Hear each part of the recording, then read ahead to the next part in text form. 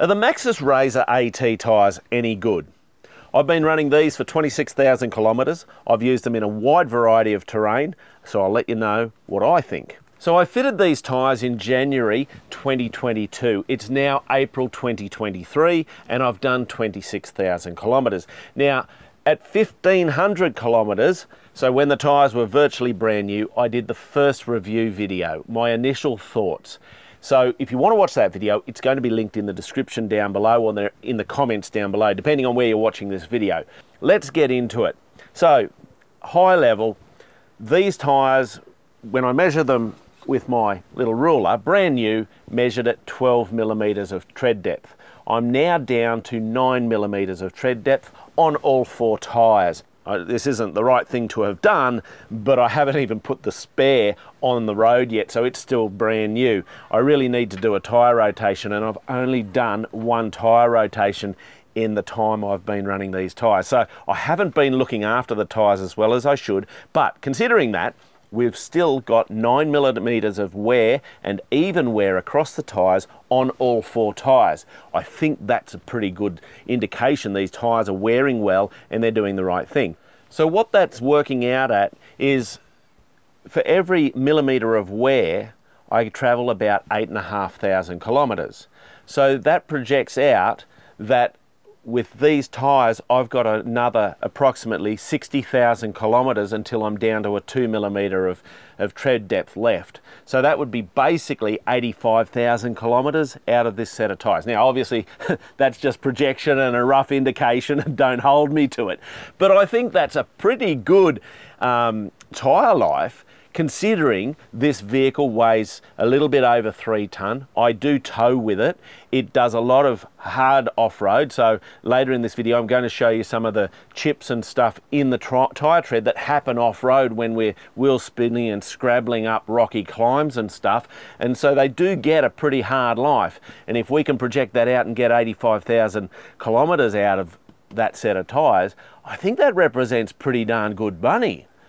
So we'll find out. I don't know if I'll ever do that review. Geez, that's a few years down the track. So we'll see where we get to on that. Anyway, I'll get to off-road in a minute, but just let's talk about the on-road characteristics. One of the things I noticed when the tyres were brand new, and I said in the other video, was how quiet they were, how smooth they were, and how nice they were to drive on a wet road, and they didn't let go in wet cornering, under braking they performed well. So generally speaking, the on-road characteristics were excellent, and that was what I said in the previous video.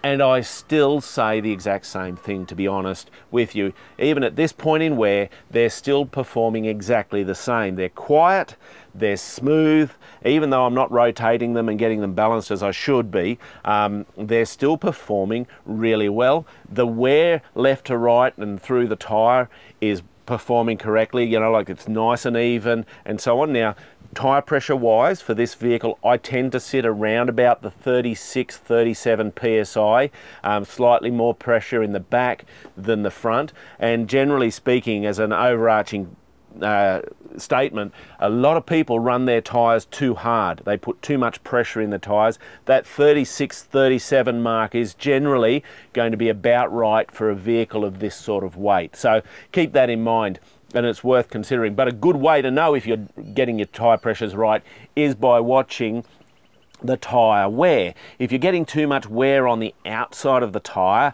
in these sections here, that indicates that your tyre is running too low a pressure. If you're wearing too much in the centre of the tyre, you're running too high a pressure. One of the observations I made when the tyres were new is that they tended to pick up small pebbles and stones and flick them around, especially when you're travelling on those roads at a bit of high speed. Now, as the tyres have worn, that has improved, i.e.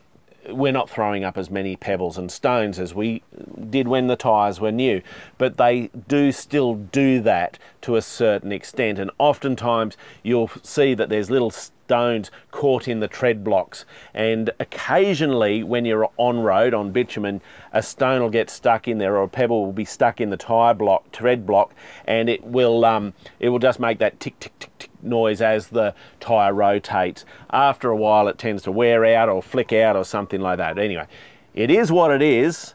It doesn't bother me. it may bother you. That's why I want to let you know about it. Now, if you've been running these tyres or running a similar all-terrain tyre, let me know in the comments down below what your experience has been. Are they a good tyre? Are they a bad tyre? Are they working for you? Are they not working for you? Do you think these tyres are worse than I'm letting on? Whatever it is, let me know in the comments down below. And if there's a question I'm not answering and you want the answer for, ask that question down below and I'll get back to you. I made a comment about fuel consumption in the previous video and how I'd noticed that there was about a 2 litre per 100 improvement in my fuel economy by running these tyres when they were new. I can't really compare that to anything now that I'm 26,000 kilometres into the tyres, but I haven't noticed the fuel economy get worse than it was. On a recent trip, we were sitting on about 110 kilometres per hour for a 9-hour drive from Sydney to Brisbane, and on that trip I was returning about 17.5 litres per 100, which for a turbo petrol Land Cruiser is pretty good going. So I don't think we're getting a negative fuel economy number from these tyres as they've worn.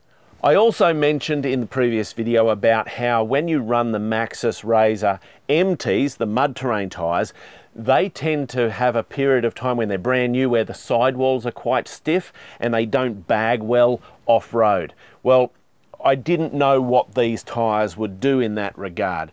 And what I would say is when they were new and I did that first review, they were what they were, and I haven't noticed that they've softened up significantly since that initial review. So I don't think these tyres have that same effect. They probably don't have quite a stiffer sidewall that the mud terrain tyre does. So I don't think it's a consideration. I don't think it's something to worry about. The tyre is what it is. They do bag really nicely off-road.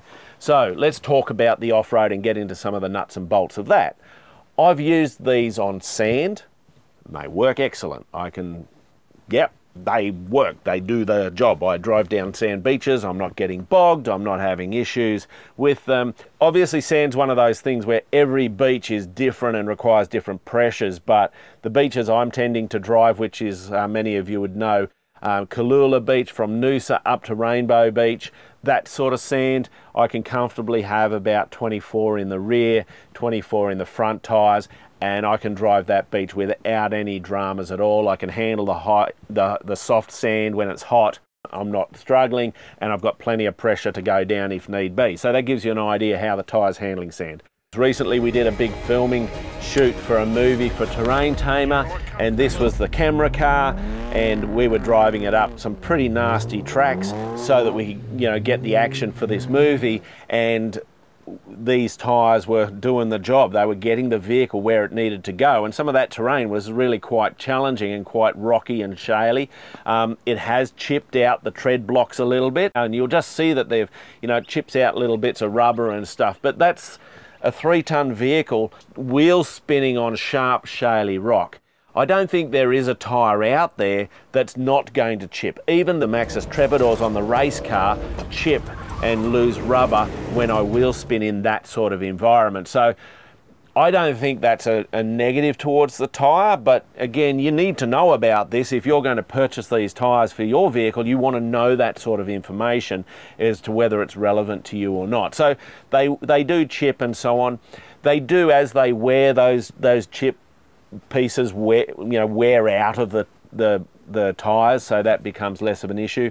There's a situation just here I want to show you where the tyre's wheels spun on a sharp rocky edge, and we've got a little cut in the tyre, and you can see my ruler can just go down into the cut there.